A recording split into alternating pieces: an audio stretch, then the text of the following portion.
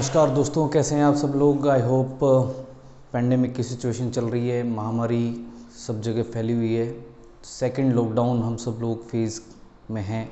फिर भी जो लोग ये सोचते हैं कि हम इस पैंडेमिक के बाद की सिचुएशन में भी अपने आप को किसी भी तरह से ग्रो कर सकते हैं, अपने आप को बढ़ा सकते हैं।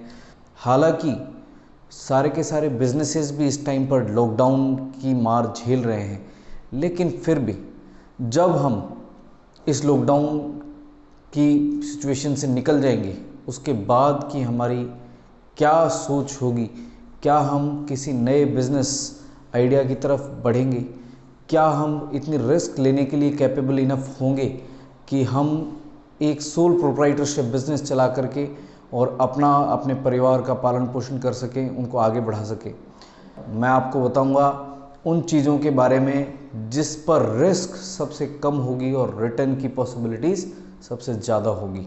तो आइए बात करते हैं एक इसी तरह के बिज़नेस पर जिसमें आपकी रिस्क होगी सबसे कम और रिटर्न की पॉसिबिलिटी होगी सबसे ज़्यादा, जहां पर आप अपनी रिस्क को दूसरे लोगों के ऊपर भी शिफ्ट कर पाओगे और कम से कम रिस्क में ज़्यादा से ज़्यादा बेनिफिट आप जनरेट कर पाओगे। बिल्कुल आप सही सोच रहे हैं, हम लोग बात कर रहे हैं लिमिटेड लायबिलिटी पार्टनरशिप एक्ट के बारे में।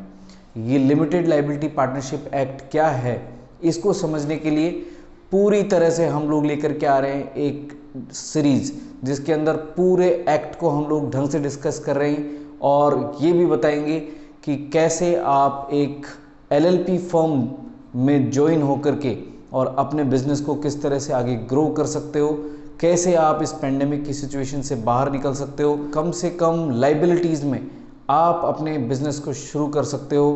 तो आइए बात करते हैं लिमिटेड लायबिलिटी पार्टनरशिप एक्ट 2008 की।